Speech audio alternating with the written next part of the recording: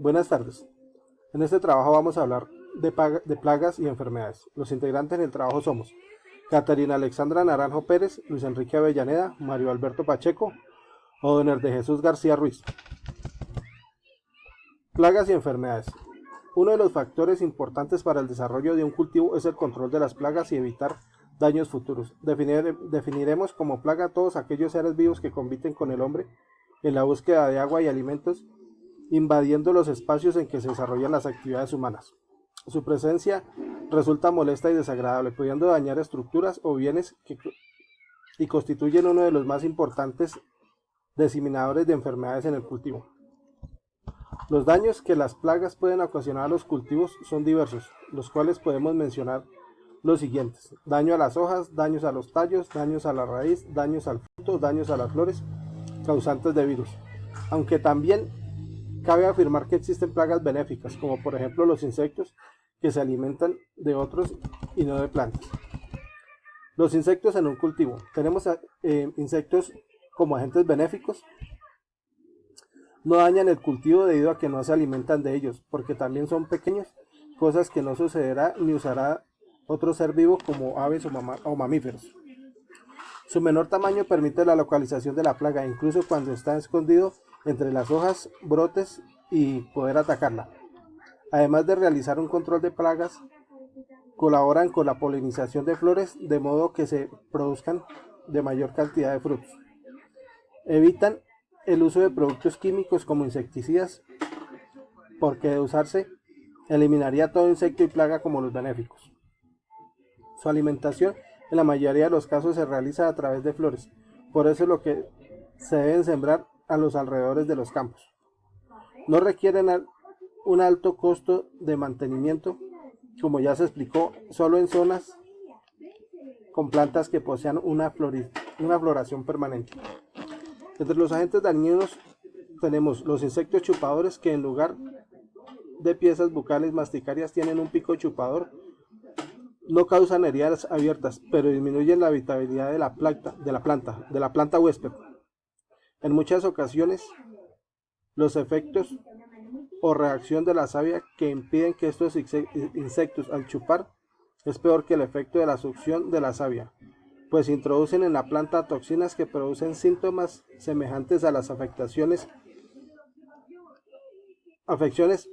víricas. Son muy destructivos. Los insectos chupadores vacían las células vegetales extrayendo su color verde, dejando pequeñísima mancha blanca donde se produjo la picadura. Cuando estas son numerosas, la hoja aparece blanqueada en ciertas zonas o en su totalidad. El rizado de las hojas o la seca de ciertos frutos son producto de la acción de los insectos chupadores. Causan daños directos aquellos insectos que hacen sus puestas en los frutos, tallos u hojas. El perjuicio que causan los insectos puede ser directo, mediante la alimentación, o la ovoposición, indirecto, mediante la inoculación de algún agente patógeno. Causan perjuicio directo a aquellos insectos que se alimentan mediante la masticación, como los saltamontes, las orugas, que consumen una porción visible de la planta huésped, atacando las hojas, los frutos, las yemas o ramillas. Pueden causar daños externos o internos, como el caso de los maniadores o insectos taladores, que abren galerías en pecios de las hojas, ramas, troncos o frutos o raíces. Incluyen larvas de mariposas, escarabajos principalmente. También las raíces, tubérculos y tubillos subterráneos que devoran por larvas muchos escarabajos, moscas y algunas mariposas. Las aves en un cultivo. Tenemos la descripción de algunos. El nombre común: el loro. El loro hace una manifestación del daño desde la perforación de la mazorca hasta el daño total de la misma. El loro tiene unas épocas de ataque al fruto. Estas aves pueden dañar las mazorcas del cacao, teniendo un tamaño muy pequeño del pepinillo hasta que esté totalmente maduro. El daño se da por el gusto que tienen estos en el consumo de la almendra del fruto del cacao. Obtienen así un alimento rico en grasas y calorías. El carpintero. Desde unas varias de perforación en la mazorca de miniatura. Para el ataque de la mazorca debe estar en la madurez. Esto es en la época del ataque al fruto. En la descripción del animal, el ataque por el gusto que tiene estas aves, los insectos especialmente en estado de larvas, su daño se da cuando realiza una trampa al perforar la mazorca y esperar a que haya larvas e insectos. Los mamíferos en un cultivo. Tenemos especies de mamíferos. Los que son benefactores. Uno de los controladores de las plagas más importantes que hay en la agricultura son los murciélagos, dispersadores de semillas y polinizadores de plantas, útiles para el ser humano. Entre ellos tenemos el murciélaguito pardo. Los mamíferos también nos causan algunos daños y enfermedades. Por ejemplo, las vacas con el ramoneo y desprendimiento radicular son uno de los principales daños que afectan a las plantas por afectación de los mamíferos. En ocasiones se puede transportar agentes patógenos o insectos que pueden afectar las plantas. Con el ramoneo hay dispersamiento radicular y lleva a la planta a un punto de marchitez o dejarla susceptible a enfermedades, atrae virus, hongos o bacterias. Algunos mamíferos roedores en ciertas áreas cerealísticas y forrajeras pueden causar daño, pues se alimentan tanto de órganos verdes de la planta como de sus granos. Entre estos tenemos el ratón campestre, el ratón de monte, la rata común y la rata negra. Algunas de las enfermedades más importantes transmitidas al hombre por estos animales incluyen la peste bubónica, la fiebre lasa, la virosis corinomeningitis, el tifus murino, la salmonelosis, la leptospirosis y la triquinosis. Las ratas atacan cultivos de maíz, arroz, caña de azúcar, la nuez, la naranja, etc.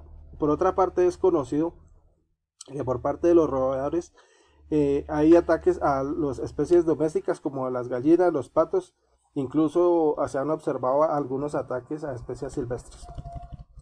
Los virus en los cultivos. Tenemos agentes dañinos. Son corpúsculos muy pequeños de naturaleza química, sin características de seres vivos visibles únicamente con el microscopio electrónico, muy contagiosos como el mosaico del tabaco. Las deformaciones afectan al vegetal en un conjunto en forma de enanismo, con cortos entrenudos y raíces, poco desarrolladas por una degeneración de la planta con deformaciones en las hojas y otras. Los síntomas de su ataque se manifiestan en toda la planta produciendo tres tipos de síntomas: mosaicos, necrosis y deformaciones. Los mosaicos de forma más general de virosis se caracterizan por manchas amarillentas o de verde claro, con contornos bien delimitados o difuminados. Una característica notable de los virus es que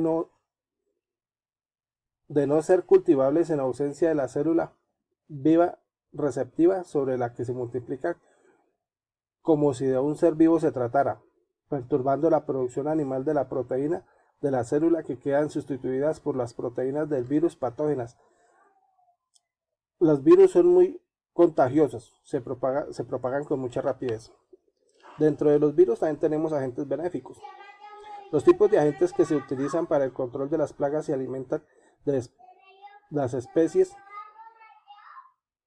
objetivo pueden ser parásitos en las plagas, objetivo también pueden ser patógenos o causar enfermedades en las especies o en las especies competidoras.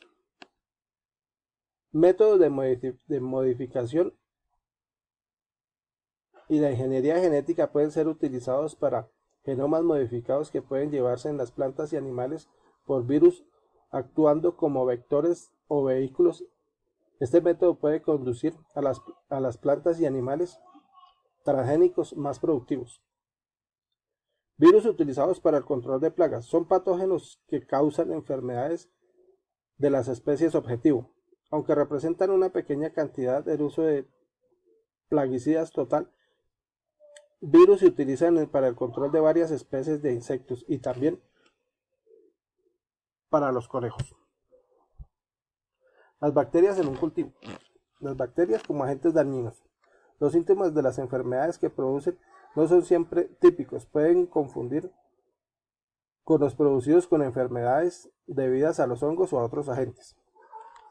Siempre penetran por los estomas o por una lección existente, pues carecen de órganos diferenciados que les permitan penetrar mecánicamente en los tejidos de la planta.